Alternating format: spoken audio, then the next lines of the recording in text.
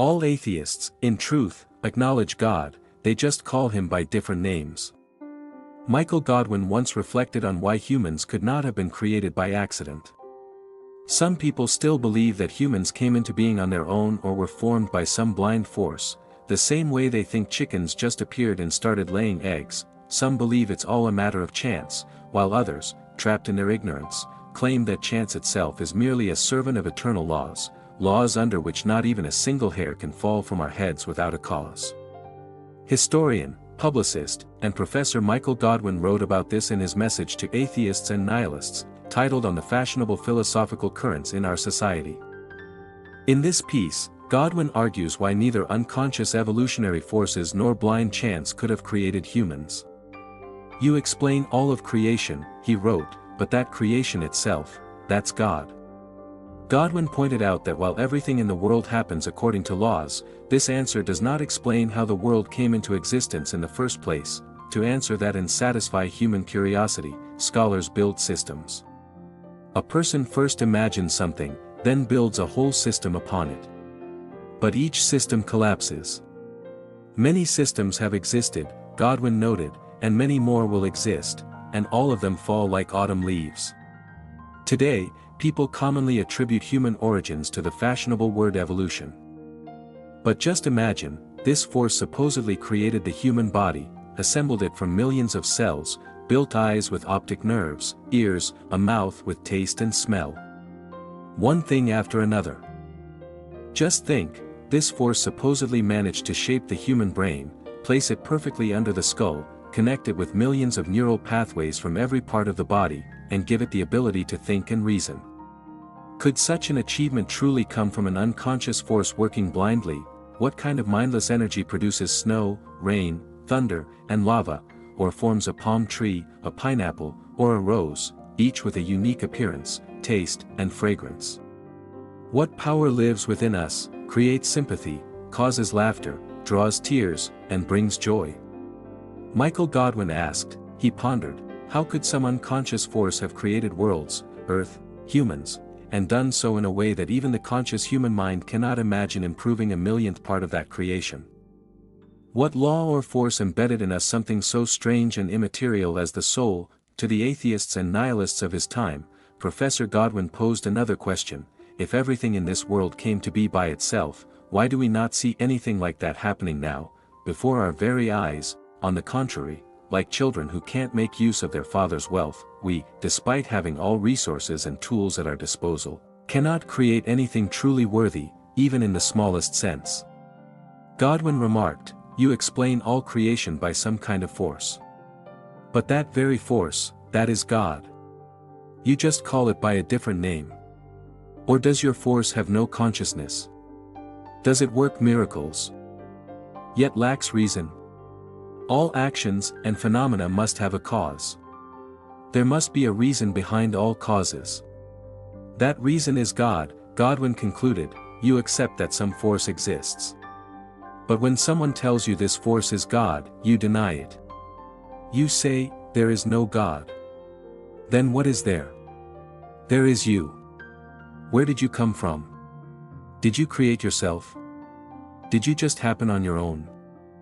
Can anything be more absurd than this? You cling to these beliefs, live on chance, and die hoping for the best. And this philosophy satisfies you? John Peters came to realize that there is no escaping this omnipresent and invisible force. If God exists, he must continue to act, to guide, to protect. That means there is providence, a path for man, for our world, for the universe. Yet in their blindness, people fail to see the connection between events, attributing everything to chance. Godwin wrote, a person can recognize divine providence by reflecting on their own life. Godwin gave an example of this phenomenon in another article titled Psychological Phenomena. He told the story of John Peters, who lived in a city and worked as a warehouse director at customs. One day, a shipment of rare lace arrived at the warehouse. John secretly exchanged the expensive lace for cheaper ones and asked two elderly guards to stay silent. In return, he promised them a small reward and protection in case the truth came out, but the swap was quickly discovered. John broke his promise to the guards and blamed them for the theft. The guards tried to speak the truth in court, but no one believed them. They were sentenced to corporal punishment and exile. John was present during the punishment and saw their suffering. One of the guards looked him in the eye and said, "Let God be your judge, John Peters." Years passed. John continued working in his same position. One day, a nobleman stayed at his house for the night. The guest carried $10,000 in a locked box, which he showed to John. The next day, they went out for a walk, leaving the box in the care of the nobleman's servant. When they returned, they found the servant dead and the box empty. Suspicion fell on John Peters. Though this time he was even less guilty than the guards, the judges sentenced him to exile. He tried to escape, but was caught, and the punishment was increased. Justice was finally served to the real wrongdoer. A few years later, the truth was uncovered, the real culprits were caught, and John Peters, as an innocent man, was allowed to return from exile. Someone told him, "It seems the blood of those poor guards did not spill in vain." John replied, "God has judged me." From that moment, John understood that no one can escape the all-seeing and invisible force. To atone for his youthful sin, he spent the rest of his life in virtue. We all speak of the same force. All atheists, both old and new, all nihilists, they all, in fact, recognize God. They just call him by different names.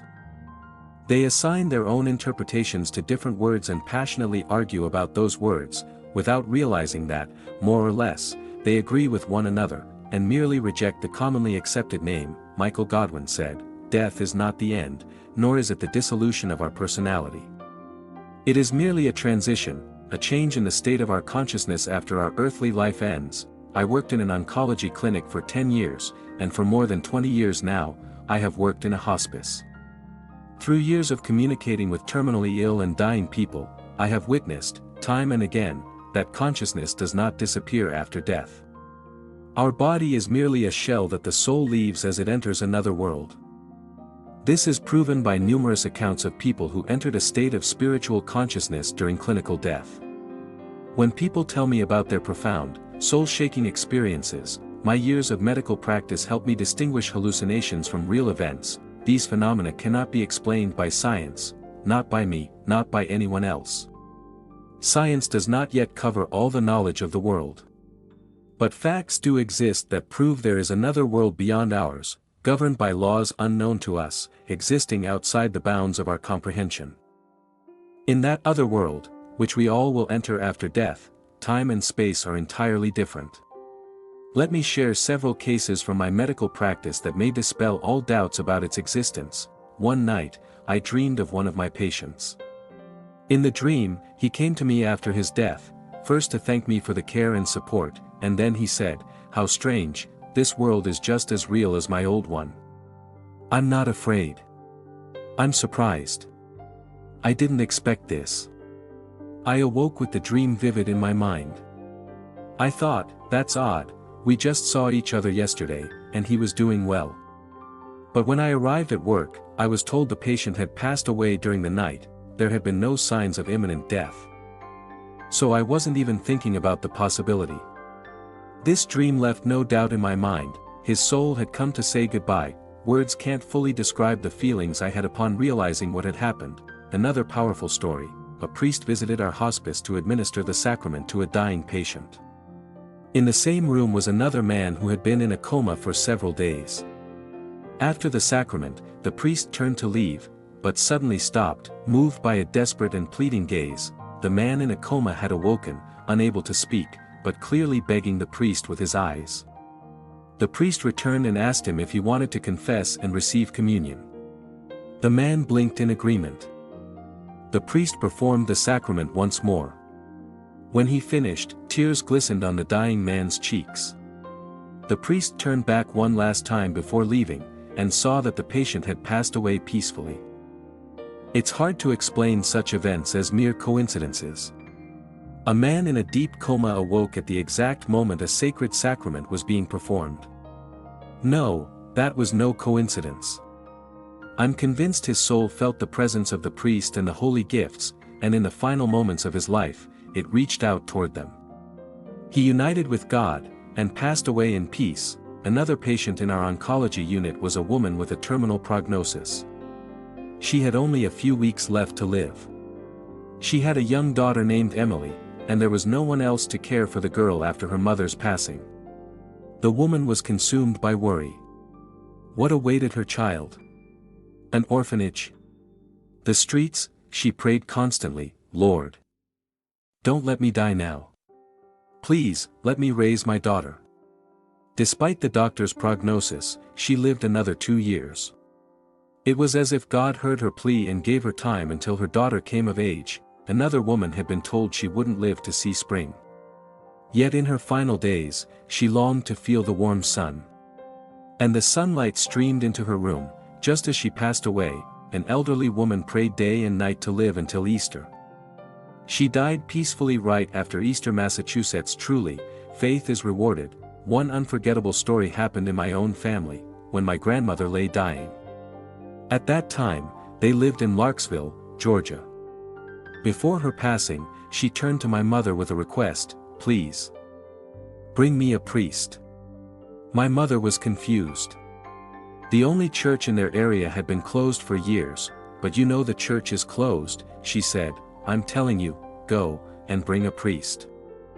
My mother left the house in tears and walked toward the train station nearby. And there, standing by the platform, was a priest. That very day, he had missed his train. She ran up to him and begged him to come bless a dying woman. The priest agreed. And everything unfolded exactly as it should. In her final hours, with God's help, my grandmother had experienced a moment of divine clarity, a gift that allowed her to unite with grace and depart in peace. Now let me tell you a story that deeply moved Dr. Natalie Peterson, director of the Human Brain Institute. I was asked to evaluate a young woman, let's call her Jessica Miller. During a difficult cancer surgery, Jessica had entered a state of clinical death. My task was to check for any aftereffects, reflexes, memory, mental state. As soon as we began talking in her recovery room, she said, "I'm sorry I caused so much trouble to the doctors." "What trouble?" I asked. "Well, during the operation, when I was clinically dead." "But you couldn't have known anything," I replied.